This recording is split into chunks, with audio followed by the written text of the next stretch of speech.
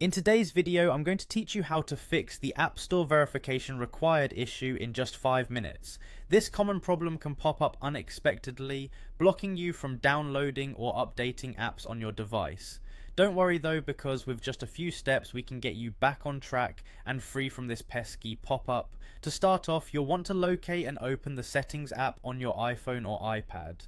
This is your device's control center and will allow you to manage your account and all associated payment information.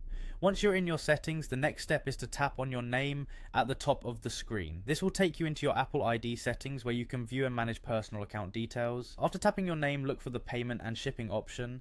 It's here where the root of our issue typically lies. Once you are in the payment and shipping settings, you need to decide how you want to proceed. You can either update your current payment method by adding a valid one, or if you don't wish to have a payment method on file for any reason, you can also select the option for none.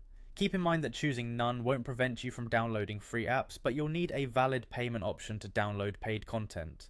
If you opt to keep or add a payment method, you'll need to ensure that all billing details are correct and up to date. It's crucial to check if the billing address and phone number reflect the correct current information, as discrepancies can cause issues when you attempt to make purchases or download apps. If you need to update any of this information, simply edit the relevant fields, save your changes, and ensure everything is correctly spelled and formatted as required.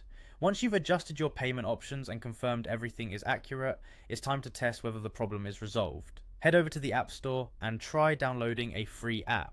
If you're able to download it without encountering the verification prompt, then congratulations, the issue is fixed. If the problem persists, you might want to check your Apple ID for any unusual activity or get in touch with Apple support for further assistance. With these steps, you should be well on your way to resolving the verification required issue, allowing you to download apps smoothly and hassle-free. Thank you for watching, and I hope this guide has been helpful.